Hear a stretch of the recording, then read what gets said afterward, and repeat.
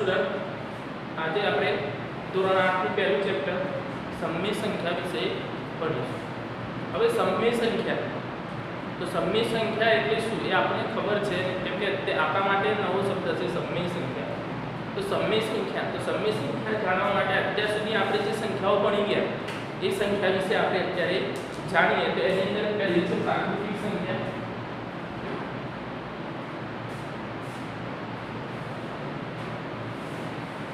प्राकृतिक संख्या તમે જાણો છો પ્રાકૃતિક સંખ્યા તો પ્રાકૃતિક સંખ્યાની શરૂઆત 1 થી થાય 1 2 3 4 કેવી છે આ સંખ્યાઓ અસંખ્ય કેવી છે અસંખ્ય। આમાં આપણે જોઈએ તો સૌથી નાની પ્રાકૃતિક સંખ્યા સૌથી નાની પ્રાકૃતિક સંખ્યા 1 કેટલી થશે 1 પછી બીજી આવે છે પૂર્ણ સંખ્યા।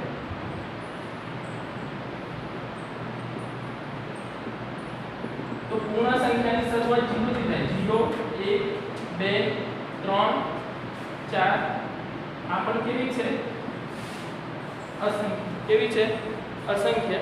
હવે આની અંદર આપણે જોઈએ તો સૌથી નાની પૂર્ણ સંખ્યા સૌથી નાની पूर्ण संख्या बराबर 0। तो प्राकृतिक અને પૂર્ણ સંખ્યા બે વિશે આપણને તમને ખબર પડી ગઈ। હવે આપણે જોઈએ તો પૂર્ણાંક સંખ્યા તો પૂર્ણાંક સંખ્યાઓ હવે પૂર્ણાંક સંખ્યા વિશે આપણે તો પૂર્ણાંક સંખ્યાની અંદર ત્રણ સંખ્યાનો સમાવેશ થાય। પૂર્ણાંક સંખ્યા તો જોઈએ એમાં ત્રણ થાય ધન ઋણ અને શૂન્ય આ ત્રણ સંખ્યાનો સમાવેશ થશે। હવે ધન સંખ્યા પછી આપણે એ પણ કહો કે ધન કઈ હોય ઋણ કઈ હોય તો ધન સંખ્યા એટલે 1 2 3 4 કેવી છે આ પણ અસંખ્ય। એનો મતલબ ધન સંખ્યા એટલે આપણે પ્રાકૃતિક સંખ્યા પણ કહી શકીએ કે ધન સંખ્યાની અંદર ને ઋણ સંખ્યા તો ઋણ સંખ્યાની અંદર આગળ માઈનસ સૂચના -1 -2 -3 -4 આ પણ કેવી છે અસંખ્ય। ધન અને ઋણની અંદર આપણે ધ્યાન રાખવાનું કે ધન સંખ્યામાં જેમ આપણે આગળ જઈએ છે 1 2 3 4 એક સંખ્યા મોટી થતી જાય જ્યારે ઋણ સંખ્યાની અંદર આપણે જેમ સંખ્યાની આગળ જઈએ એક સંખ્યા કેવી થતી જાય નાની થતી જાય તો શૂન્ય। તો આ ત્રણ પૂર્ણાંક સંખ્યાની અંદર આ ત્રણ સંખ્યાનો સમાવેશ થશે। હવે આ ત્રણ સંખ્યાની અંદર આપણને એ તો ખબર પડી કે ધન અને શૂન્ય ભેગી થાય એટલે પૂર્ણ સંખ્યા થઈ જાય અને ધન સંખ્યા એટલે પ્રાકૃતિક સંખ્યા થઈ જાય બરાબર। હવે તો આપણી બીજી સંખ્યા પછી આવે છે આપણે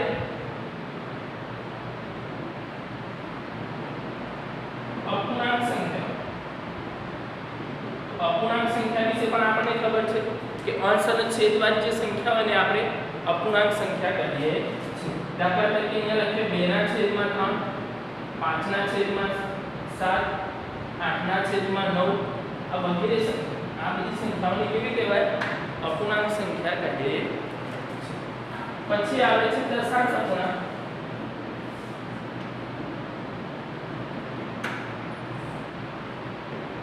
દશાંશ અપૂર્ણાંક સંખ્યાઓ તો દશાંશ અપૂર્ણાંક સંખ્યાઓની અંદર કે પોઈન્ટ વાળે 0.1 2.5 3.6 તો આ જે બધી સંખ્યાઓ છે એને આપણે કેવી કહી શકીએ દશાંશ અપૂર્ણાંક। એ પણ આપણને ખબર હશે કે આપણે દશાંશનું અપૂર્ણાંક અને અપૂર્ણાંકનું દશાંશમાં રૂપાંતર કરી શકીએ છીએ કેમ કે આનો અહીંયા આપણે જો તો 2/3 તો 2/3 આપણને આપેલા છે 2/3 નો આપણે ભાગાકાર કરીએ તો આપણને જવાબ મળશે એ પોઈન્ટમાં મળશે એટલે આપણે આ બે સંખ્યાનું આપણે રૂપાંતર કરી શકીએ છીએ। હવે આપણે જે ભણવાનું છે જે ટોપિક આપણે જે ભણવાનું છે સમય સંખ્યા તો આપણે આટલી સંખ્યાઓ વિશે પ્રાકૃતિક સંખ્યા પૂર્ણ સંખ્યા પૂર્ણાંક સંખ્યા પછી અપૂર્ણાંક દશાંશ અપૂર્ણાંક આ બધી સંખ્યાઓ ભેગી થાય એટલે શું બને સમય સંખ્યા બને। એ બને સમય સંખ્યાઓ। હવે એના પરથી આપણને તમને ખબર પડી ગઈ હશે તો સમય સંખ્યા એટલે શું તો સમય સંખ્યાની વ્યાખ્યા છે તો સમય સંખ્યાની અંદર જે સંખ્યાઓ તો પૂર્ણાંક અને અપૂર્ણાંકના સમૂહને પૂર્ણાંક અને અપૂર્ણાંકના સમૂહને શું કહેવામાં આવે છે? સમમેય સંખ્યા કહે છે. ધ્યાન આપવામાં આપણે પ્રાકૃતિક, પૂર્ણ, દશાંશ આ બધી સંખ્યાઓને લીધી નથી, કેમ કે આ બંને સંખ્યામાં દરેકનો સમાવેશ થઈ જાય છે. જો પૂર્ણાંક સંખ્યા લઈએ તેમાં પ્રાકૃતિક આવી જાય અને પૂર્ણ સંખ્યા પણ આવી જશે. અને અપૂર્ણાંક લીધી આપણે તો અપૂર્ણાંકની અંદર દશાંશ આવી જાય અને અપૂર્ણાંક આવી જાય. માટે આપણે આ બે સંખ્યા તો આપણને ખબર પડે કે સમમેય સંખ્યા, તો સમમેય સંખ્યાની અંદર તો આ રીતે અલગ અલગ સંખ્યાનો સમાવેશ થાય છે. જેના ઉદાહરણ તરીકે આપણે જોઈએ તો 2/3 -5/7 0.6 વગેરે આ બધી સંખ્યાઓને આપણે સમમેય સંખ્યા કહીએ છીએ. હવે સમમેય સંખ્યાને આપણને ખ્યાલ આવી ગયો. હવે આની અંદર આપણે સમમેય સંખ્યાના ગુણધર્મો વિશે આગળ આપણો પોઈન્ટ બનવાનો છે. સમમેય સંખ્યાના ગુણધર્મો.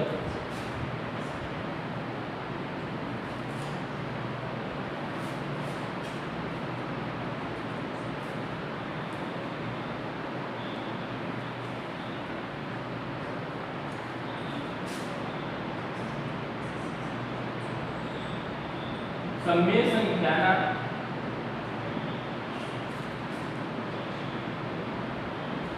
ગુણધર્મો. બસ સમમેય સંખ્યાના ગુણધર્મો છે. ગુણધર્મો વિશે આપણે ચાર જે સંખ્યા વિશે ભણી ગયા, પૂર્ણ સંખ્યા, પ્રાકૃતિક સંખ્યા, અપૂર્ણાંક સંખ્યા, તો આ જે બધી સંખ્યા વિશે આપણે ભણી ગયા એ બધી જ સંખ્યાના આપણે એના ગુણધર્મો, સમમેય સંખ્યાના ગુણધર્મો વિશે ભણવાનું છે. આપણે ચાર ક્રિયા છે. કોઈ પણ ક્રિયા કે તો સરવાળા, બાદબાકી, ગુણાકાર અને ભાગાકાર. તો આ ચાર ક્રિયાઓને આધારે દરેક સંખ્યા વિશે આપણે એને ભણવાનું છે. હવે જુઓ તો એની અંદર સમમેય સંખ્યાના ગુણધર્મોની અંદર પહેલો ગુણધર્મ છે સમરૂપતાનો. સમરૂપતાનો ગુણધર્મ. તો સમરૂપતાનો ગુણધર્મ એટલે શું?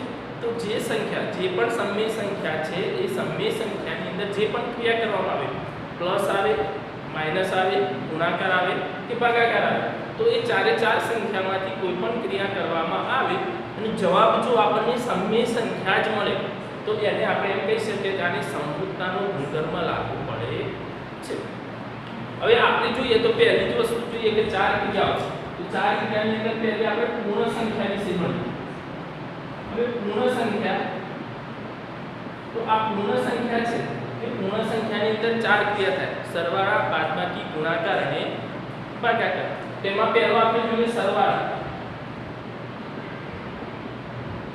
તો પૂર્ણ કોઈ પણ બે પૂર્ણ સંખ્યાનો સરવાળો કરીએ આપણે તો પૂર્ણ સંખ્યાની અંદર આપણે જોઈએ કે કોઈ પણ જોઈએ છે તો પૂર્ણ સંખ્યાનો દાખલા તરીકે અહીંયા જોઈએ 3 + 5 બરાબર કેટલા થાય? 8.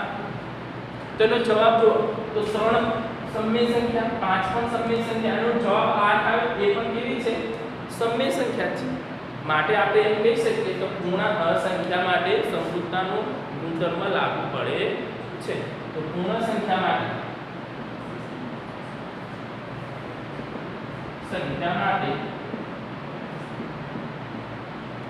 સમરૂપતાનો ગુણધર્મ લાગુ પડે. પછી બીજી ક્રિયા જોઈએ બાદબાકી. હવે બાદબાકી તો બે પૂર્ણ સંખ્યા લઈએ આપણે અને એ બે પૂર્ણ સંખ્યાની બાદબાકી કરીએ તો આપણને એમાં પણ ખબર પડશે કે પૂર્ણ સંખ્યા કેવી રીતે. દાખલા તરીકે અહીંયા લખીએ છીએ આપણે 5 - 3 બરાબર કેટલા થશે? 2. હવે જુઓ તો આપણે અહીંયા પૂર્ણ સંખ્યા આ 5 3 બંને પૂર્ણ સંખ્યા છે તો જવાબ પણ કેવો મળે છે? પૂર્ણ સંખ્યા જ મળે છે. પણ એની અંદર જો આપણે અહીંયા કરીએ છે 4 - 5 બરાબર જવાબ શું આવશે? -1. તો આ બે પૂર્ણ સંખ્યા છે, ચારે પૂર્ણ સંખ્યા છે ને 5 પણ પૂર્ણ સંખ્યા છે, પણ જવાબ જે આવે છે એ પૂર્ણ સંખ્યા છે ને એ શું છે? ઋણ પૂર્ણાંક છે. હવે ઋણ પૂર્ણાંક છે તેનો મતલબ આપણે જે જવાબ મળે છે તે પૂર્ણ સંખ્યા મળતો નથી. તો આપણે એમ કહી શકીએ કે પૂર્ણ સંખ્યા માટે સંપૂર્ણતા જે આપણે સરવાળા માટે કર્યો તો બાદબાકી માટે બાદબાકી તો પૂર્ણ સંખ્યામાં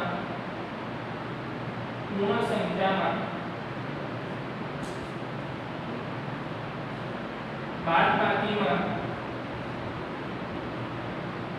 સંપૂર્ણતાનો ગુણધર્મ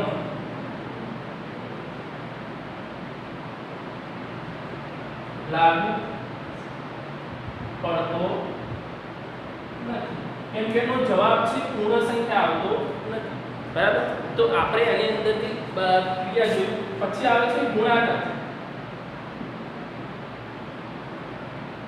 હવે ગુણાકાર માટે આપણે જોઈએ છે તો ગુણાકાર કરીએ કોઈ પણ બે પૂર્ણ સંખ્યાનો ગુણાકાર કરીએ દાખલા તરીકે અહીંયા કરીએ છીએ આપણે 7 ગુણ્યા 3 તો કેટલા થશે 21 તો જો આ બંને પૂર્ણ સંખ્યાનો જવાબ આવ્યો એ પણ કેવો છે પૂર્ણ સંખ્યા છે તો પૂર્ણ સંખ્યા જવાબ આવ્યો છે એટલે આપણે આના પરથી કહી શકીએ કોઈ પણ સંખ્યા આપણે લઈએ છીએ દાખલા તરીકે 8 ગુણ્યા 2 લઈએ તો પણ એનો જવાબ કેટલો આવશે 16 એ કેવી છે પૂર્ણ સંખ્યા છે માટે આપણે એમ કહી શકીએ કે ગુણાકાર માટે તો સમરૂપતાનો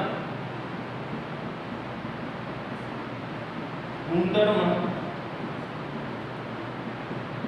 લાગુ પડે છે પછી ચોથી ક્રિયા આવે છે ભાગાકાર હવે ભાગાકાર માટે જોઈએ આપણે તો કોઈ પણ બે પૂર્ણ સંખ્યાનો ભાગાકાર કરીએ છીએ તો આપણને જવાબ મળે છે કે નહીં પૂર્ણ સંખ્યા એ ચેક કરીએ આપણે દાખલા તરીકે અહીં આપણે જે સંખ્યા આપણને આપેલી હોય 10 ભાગ્યા 2 બરાબર કેટલા થશે 5 હવે જો તો 10 ભાગ્યા 2 કરીએ આપણે તો એનો આપણે ભાગાકાર કરીએ છીએ તો આ બંને પૂર્ણ સંખ્યા છે એનો જવાબ પણ કેવો આવે છે પૂર્ણ સંખ્યા આવે છે તો આનો આપણે ભાગાકાર કરીએ તો એનો જવાબ આપણને પૂર્ણ સંખ્યા મળે છે દાખલા તરીકે અહીંયા આપણે કરીએ છીએ 5 ભાગ્યા 2 તો 5 ભાગ્યા 2 કરીશું આપણે તો એનો જે જવાબ મળશે એ પૂર્ણ સંખ્યા મળશે નહીં પણ જવાબ કેવો આવશે પોઈન્ટમાં તો પોઈન્ટમાં જવાબ આવે દાખલા તરીકે આપણે કરીએ 5 ભાગ્યા 2 કરીએ તો 2 દુ 4 1.05 10 તો જવાબ શું આવ્યો 2.5 તો 2.5 આવ્યો આ પૂર્ણ સંખ્યા છે નહીં એ તો એના પરથી આપણને ખબર પડી જાય કે સમરૂપતાનો ગુણધર્મ પૂર્ણ સંખ્યામાં સમરૂપતાનો ગુણધર્મ ભાગાકાર માટે લાગુ પડતો નથી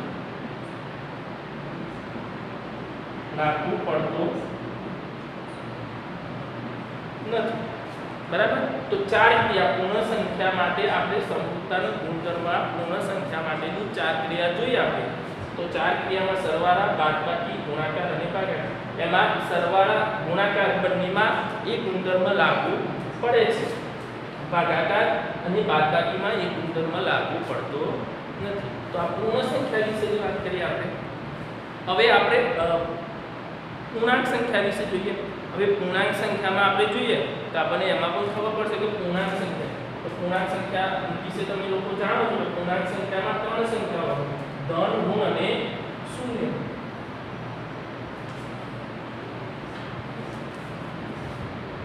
હવે જો તો આપણે એ જે પૂર્ણાંક સંખ્યા છે તો એની અંદર આપણે ટોપિક આવ્યો છે પૂર્ણાંક સંખ્યા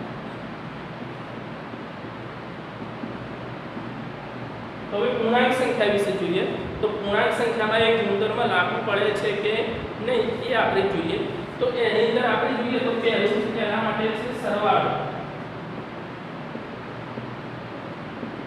તો સરવાળાની અંદર પણ આમાં આપણે સિમ્પલ સરવાળો જે કરીએ છીએ એ સરવાળાની અંદર પણ આપણને ખબર પડે દાખલા તરીકે 5 + 2 = 7 તો આ બે પૂર્ણાંક સંખ્યા છે અને આ પણ કેવો છે પૂર્ણાંક સંખ્યા છે દાખલા તરીકે 4 + -2 તો જો અહીંયા આપણને નિયમ પ્લસ માઈનસ ની ક્રિયા છે તો પ્લસ માઈનસ કે એટલે જવાબ આવશે 2 તો આ પણ કેવી છે પૂર્ણાંક સંખ્યા છે તો પૂર્ણાંક સંખ્યા છે એનો મતલબ આપણે એમ કહી શકીએ કે સમરૂપતાનો ગુણધર્મ લાગુ પડે છે તો ગુણધર્મ લાગુ પડે છે પછી બીજું જોઈએ બાદબાકી તો બાદબાકીની અંદર આપણે જોઈએ તો એની અંદર પણ જે સંખ્યા આપણને આપી છે દાખલા તરીકે -2 -3 તો માઈનસ માઈનસ શું થશે પ્લસ આપણને એ નિયમ ખબર છે plus minus minus minus minus plus અને પ્લસ પ્લસ હોય તો પ્લસ થાય તો માઈનસ માઈનસ પ્લસ એટલે જવાબ આવશે 5 પણ 5 કેવો આવશે માઈનસ કેમ કે આપણને નિયમ ખબર છે કે મોટી સંખ્યાની આગળ જે ચિહ્ન હોય એ ચિહ્ન આપણે જવાબમાં મૂકવાનું તો જો અહીંયાથી આપણે જોઈએ તો આ બે પૂર્ણાંક સંખ્યા અને જવાબ પણ કેવો મળે છે પૂર્ણાંક સંખ્યા મળે છે તો આપણે એમ કહી શકીએ કે ગુણધર્મ લાગુ પડે છે તો બાદબાકીમાં પણ ગુણધર્મ લાગુ પડે છે ત્રીજું જોઈએ આપણે ગુણાકાર તો ગુણાકારની અંદર આપણે જે સંખ્યા આપી છે ગુણાકારની અંદર જોઈએ દાખલા તરીકે અહીંયા આપણે જોઈએ છે 6 ગુણ્યા માઈનસ 2 6 દુ 12 એટલે માઈનસ 12 ગુણાકારની અંદર ખબર છે આપણે એક પ્લસ અને એક માઈનસ હોય તો જવાબ કેવો મળે માઈનસ મળે તો એનો જવાબ આપણે માઈનસ 12 મળે તો માઈનસ 12 પણ કેવી છે આપણે પૂર્ણાંક સંખ્યા છે તો પૂર્ણાંક સંખ્યા છે તો એનો મતલબ આપણને બીજું ઉદાહરણ જુઓ આપણે દાખલા તરીકે માઈનસ 3 ગુણ્યા માઈનસ 4 તો 4 તરી 12 તો જો આ પણ આપણને કેવી મળી પૂર્ણાંક સંખ્યા જવાબ મળ્યો તો એનો મતલબ આપણે આને કહી શકીએ કે ગુણધર્મ લાગુ પડે છે એની ચોથી ક્રિયા છે ભાગાકાર હવે ભાગાકાર કરીએ આપણે તો ભાગાકારની અંદર પણ આપણે જોઈએ કે ભાગાકાર કરે છે તો ભાગાકારની અંદર એ ગુણધર્મ લાગુ પડે છે કે નહીં એ આપણે ચેક કરવું છે તો આપણે કોઈ ઉદાહરણ જોઈએ તો આપણને એમાં ખબર પડશે કે એનો ગુણધર્મ એ જે ગુણધર્મ છે એ ગુણધર્મ લાગુ પડે કે નહીં દાખલા તરીકે આપણે જોઈએ છે 15 ભાગ્યા માઈનસ 5 તો 15 ભાગ્યા માઈનસ 5 કરીએ છીએ તો આનો જવાબ શું આવશે માઈનસ 3 તો માઈનસ 3 એ પૂર્ણાંક સંખ્યા છે તો આ ઉદાહરણથી આપણને ખબર પડે છે કે આ ગુણધર્મ લાગુ પડે છે પણ બીજું કોઈ ઉદાહરણ આપણે જોઈએ છે દાખલા તરીકે અહીંયા જોઈએ છે માઈનસ 8 ભાગ્યા 3 તો હવે આના માટે આપણે જોઈએ તો આનો ભાગાકાર કરીશું તો આપણને પૂર્ણાંક સંખ્યા મળશે નહીં જેમ કે આનો ભાગાકાર આપણે કરીએ તો પોઈન્ટમાં જવાબ આવે કેવો આવશે પોઈન્ટમાં જવાબ માટે આપણે એને કહી શકીએ કે ગુણધર્મ લાગુ પડે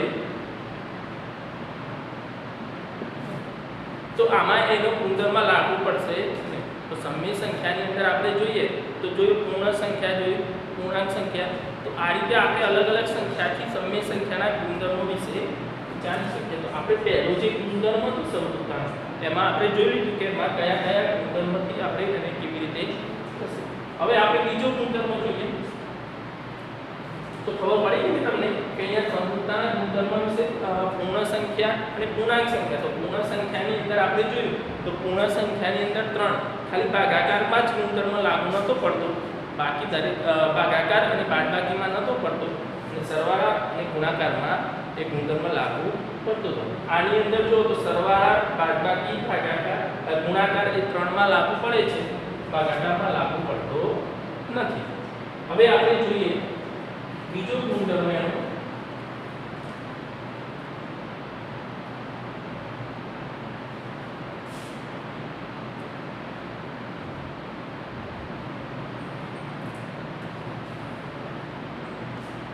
બીજો ગુણધર્મ છે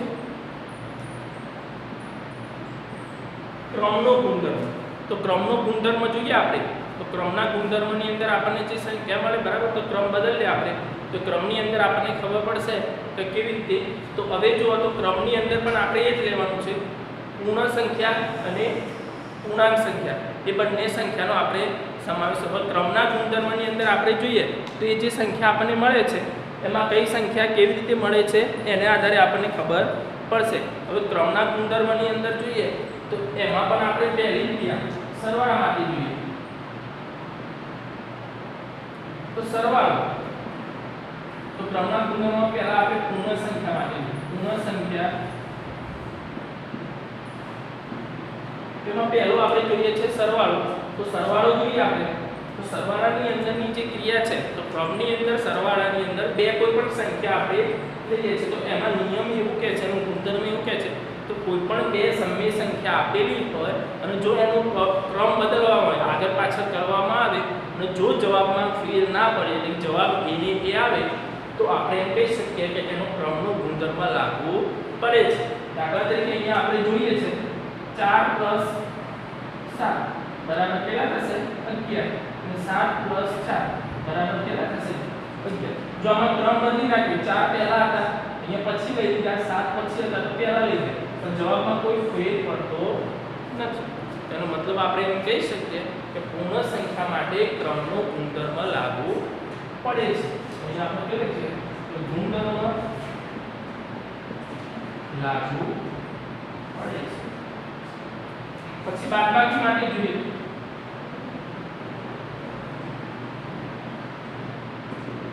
હવે બાદબાકી માટે આપણે ક્રમ બદલવાનો છે તો એની અંદર જે પૂર્ણ સંખ્યા છે એમાં ક્રમ આપણે બદલીએ તો એમાં શું થાય છે એ આપણને ખબર પડશે. દાખલા તરીકે અહીંયા લખીએ છે 8 - 3 બરાબર કેટલા થશે 5. 3 - 8 બરાબર કેટલા થશે -5. આપણને ખબર છે કે નાની સંખ્યામાંથી મોટી સંખ્યા જ્યારે માઈનસ કરીએ છીએ ત્યારે જવાબ માઈનસ આવશે. તો -5 આવે અહીંયા 5 આવે તો જવાબ પણ એનો સરખો આવતો નથી. તો મતલબ એનો આપણે કહી શકીએ કે ગુણધર્મ લાગુ પડતો નથી. તો પડી ગઈ ને. તો આ રીતે આપણે કોઈ પણ ઉદાહરણ જોઈએ તો આપણને સરળતાથી ખબર પડી જાય કે ગુણધર્મ લાગુ પડે છે કે નહીં. પછી આવે છે ગુણાકાર. હવે ગુણાકારની અંદર આપણે જોઈએ તો ગુણાકારમાં એ ગુણધર્મ લાગુ પડે છે કે નહીં ઉદાહરણથી આપણને ખબર પડી જશે.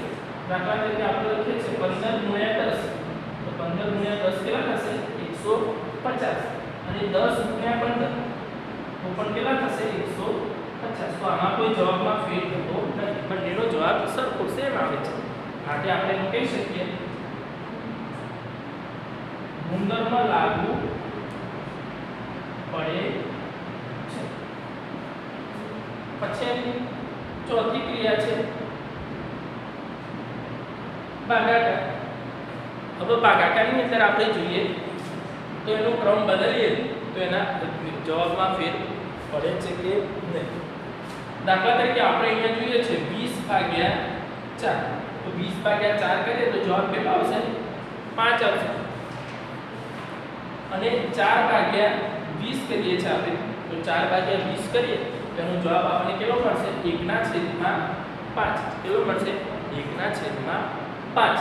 અથવા આપણે એને દશાંશ અપૂર્ણાંકમાં લાવવો હોય જવાબ તો પણ એનો જવાબ આવી જશે. ટૂંકમાં આપણને દશાંશમાં આવે કે અપૂર્ણાંકમાં આવે પણ બંનેનો જવાબ સરખો આવતો નથી. ક્રમ બદલ્યો તો જવાબ સરખો આવતો નથી. મતલબ શું થાય છે ગુણધર્મ લાગુ પડતો નથી. એનો ગુણધર્મ લાગુ પડતો નથી. તો આની 4 ક્રિયાઓ આપણે જોઈએ તો 4 ક્રિયામાં આપણને ખબર પડશે કે કયો ગુણધર્મ લાગુ પડે છે. હવે આપણે જોઈએ પૂર્ણાંક સંખ્યા માટે. તો પૂર્ણાંક સંખ્યા માટે આપણે એના ગુણધર્મ વિશે જોઈએ તો પૂર્ણાંક સંખ્યાની અંદર પહેલો આપણે જોઈએ સરવાળો. તો સરવાળાની અંદર જોઈએ છે આપણે દાખલા તરીકે અહીંયા લખીએ 6 ± 2 બરાબર. તો જો આની અંદર જોઈએ તો પ્લસ માઈનસ માઈનસ એટલે જવાબ કેટલો આવશે 4 આવશે. તો ક્રમ બદલી નાખીએ -2 + 6 તો આમાં પ્લસ માઈનસ માઈનસ 6 માંથી 2 જાય તો 4 આવશે. મોટી સંખ્યા 6 ની આગળ પ્લસ નું ચિહ્ન છે એટલે જવાબ પણ કેવો આવશે પ્લસ આવશે. મતલબ આપણે એમ કહી શકીએ કે એનો ગુણધર્મ લાગુ પડે છે. તો અહીંયા આપણે લખી શકીએ ગુણધર્મ લાગુ પડે છે. પછી બીજું જોઈએ આમાં બાદબાકી. તો બાદબાકીની અંદર આપણે જોઈએ કે આપણે બે પૂર્ણાંક સંખ્યા લઈએ અને પછી એની બાદબાકી કરીએ તો આપણને એમાં ખબર પડશે કે થાય છે કે 15 - 10 તો 15 - 10 કરે આપણે તો આપણને સંખ્યા જોઈએ 15 - 10 કરે તો પૂર્ણાંક સંખ્યાની અંદર તો 15 - 10 કરીએ તો જવાબ કેટલો આવશે 5 આવશે. અને 10 - 15 કરીએ તો જવાબ કેટલો આવશે -5 આવશે. તેનો મતલબ આપણે એમ કહી શકીએ જો જવાબ બંનેનો સરખો આવતો નથી, મતલબ આપણે એમ કહી શકીએ કે એનો ગુણધર્મ લાગુ પડતો નથી. તો અહીંયા લખવાનું ગુણધર્મ લાગુ પડતો નથી. બરાબર. તો આ રીતે આપણે જો તો બે ક્રિયા જોઈએ, સરવાળો જોયો અને બાદબાકી, એકમાં લાગુ પડે છે બીજામાં પડતો નથી. એ રીતે આપણે ગુણાકાર જોઈએ તો ગુણાકારની અંદર લાગુ પડે છે કે નહીં. હવે જો આપણે એની ત્રીજી ક્રિયા જે જોઈએ છે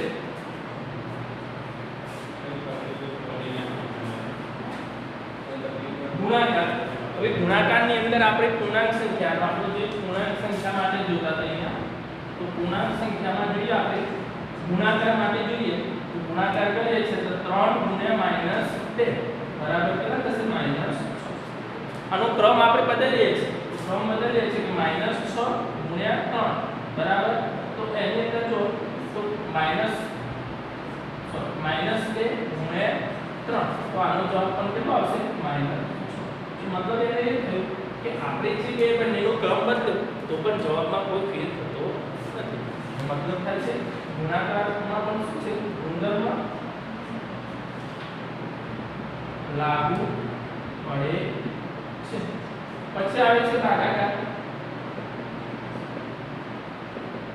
હવે ભાગાકારની અંદર જોઈએ તો ભાગાકારની અંદર આપણને જે સંખ્યા આપી છે એ સંખ્યાથી આપણે જોઈએ તો એનો જે જવાબ મળશે, દાખલા તરીકે અહીંયા આપણે જોઈએ છે 12 ભાગ્યા -3 બરાબર જવાબ કેટલો આવશે? -4. અને અહીંયા આપણે કરીએ છીએ -3 ભાગ્યા 12. તો એનો ક્રમ આપણે બદલી નાખ્યો છે. -3 પછી હતા પહેલા લઈ લીધા, એનો ક્રમ બદલે છે આપણે. એનો જવાબ શું આવશે? -1/4. તો -1/4 આવશે એટલે બંનેનો જવાબ સરખો આવતો નથી. મતલબ આપણે એમ કહીશું કે ગુણધર્મ લાગુ પડતો નથી. આપણે આ બે ગુણધર્મો વિશે જોયું. બે ગુણધર્મની અંદર એના આપણે જે ચાર ક્રિયાઓ હતી સરવાળા, બાદબાકી, ગુણાકાર અને ભાગાકાર. તો એ બે ગુણધર્મ, હવે એ બે બંને ગુણધર્મો માટે આપણે જોઈએ સમય સંખ્યા. આપણે સમય સંખ્યા વિશે જોઈએ તો સમય સંખ્યામાં આ ગુણધર્મો લાગુ પડે છે કે નહીં એ જોવા હોય આપણે તો એમાં પણ ચાર ક્રિયા થશે. તો ચાર ક્રિયામાં પહેલો એમાં જોઈએ તો સમય સંખ્યાની અંદર અત્યારે આપણે જે ગુણધર્મ જોઈએ તો પહેલો સમરૂપતાનો ગુણધર્મ જોઈએ. સમરૂપતાના ગુણધર્મની અંદર આપણે સરવાળો કરીએ છીએ. એ સરવાળાની અંદર આપણે જે સંખ્યા પડશે એમાંથી આપણને ખબર પડશે કે એને લાગુ પડે છે કે નહીં. તો હવે જો સમય સંખ્યા, તો સમય સંખ્યાની અંદર સરવાળા માટેનો આપણે ગુણધર્મ જોઈએ છે. દાખલા તરીકે અહીંયા આપણે જોઈએ 3/4 પ્લસ 5/8. હવે આ બંનેનો આપણે સરવાળો કરીએ એટલે કે સરવાળો આ બંનેનો કરીએ છીએ તો આ બંને અપૂર્ણાંક સંખ્યા છે. હવે અપૂર્ણાંક સંખ્યાની અંદર સરવાળો કરવા માટે આપણે છેદ સરખો કરવો પડે. તો છેદ સરખો કરીએ એટલે 4 અને 8 નો લસા શોધવો પડે. તો લસા શોધતા આપણે આગળ આપણે શીખી ગયા છે કે 4 અને 8 નો લસા શોધીએ તો જવાબ કેટલો આવશે? 8 આવશે. હવે 8 આવે તો 4 ને 8 કરવા માટે 2 વડે તો ઉપર પડે 2 વડે એટલે 3 દુ 6. અહીંયા તો 8 છે એટલે કરવા પડશે એટલે 5 અહીંયા. તો અહીંયા આપણે જવાબ તો અહીંયા પણ એનો કરીશું આપણે તો કેટલા થશે?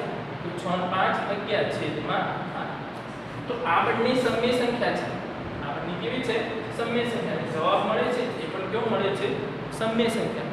આ અપૂર્ણાંકમાં જવાબ મળે તો એ પણ કેવી છે? સમય સંખ્યા છે. માટે આપણે એમ કહી શકીએ કે સરવાળામાં શું થાય છે? એમાં ગુણધર્મ લાગુ પડે છે. હવે આપણે એમાં બાદબાકી જોઈએ.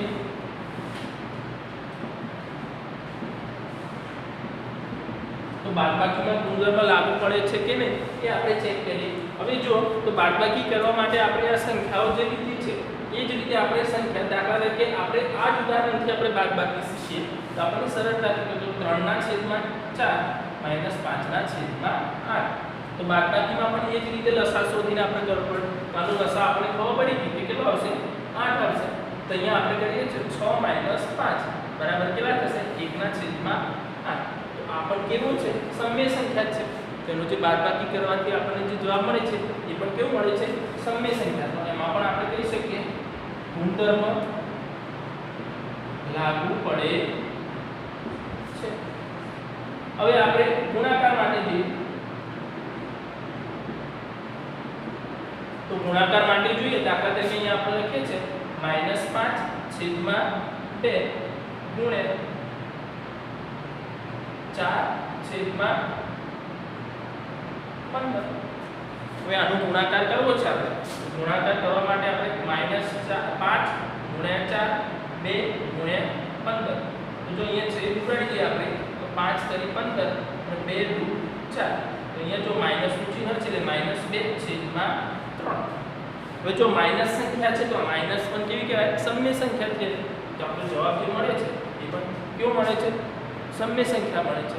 હવે સમય સંખ્યા મળે છે માટે આપણે અહીંયા કહી શકીએ કે ગુણધર્મ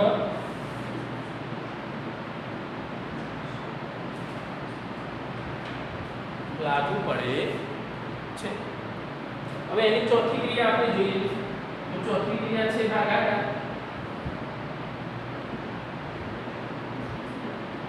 તો આપણે સમય સંખ્યાની અંદર જે સંખ્યા આપણને આપી છે એનો આપણે શું કરીએ? ભાગાકાર કરીએ.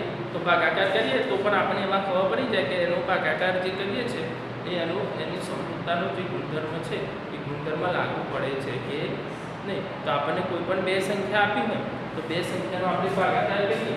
દાખલા તરીકે અહીંયા આપણે લઈએ છે 3/3/4 ભાગ્યા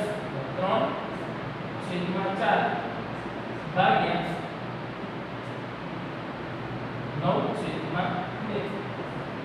તો આનો આપણે ભાગાકાર કરવો છે. તો આનો ભાગાકાર કરો તો ભાગાકારની અંદર આપણને ખબર છે કે જે ભાગાકારનું ચિહ્ન હોય એ ચિહ્ન પછીની સંખ્યાને ઉલટાઈ નાખવી પડે. ઉલટાઈ નાખીએ એટલે શું થઈ જશે? ગુણાકાર થઈ જશે. 3/4 ગુણ્યા 2/3. એ સંખ્યાને આપણે ઉલટાઈ નાખી અને પછી આપણે એનો ભાગાકાર કર્યો. તો ભાગાકાર કરીએ છીએ તો 3 કરી 9 ગુણાકારમાંથી પછી અહીંયા 2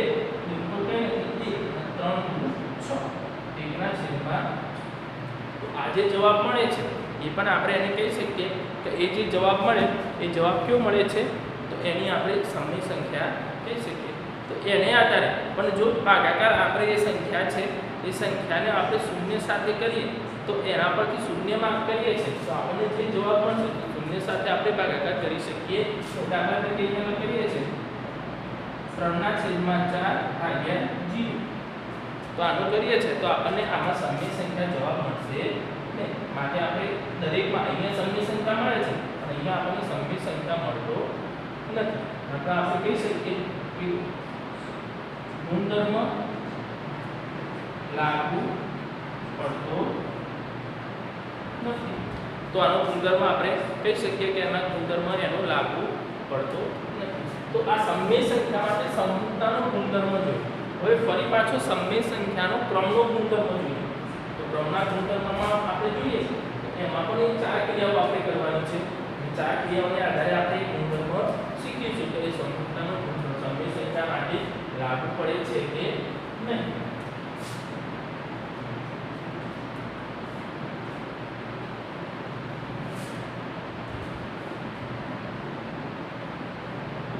સમય સંખ્યાનો ક્રમનો ગુણધર્મ.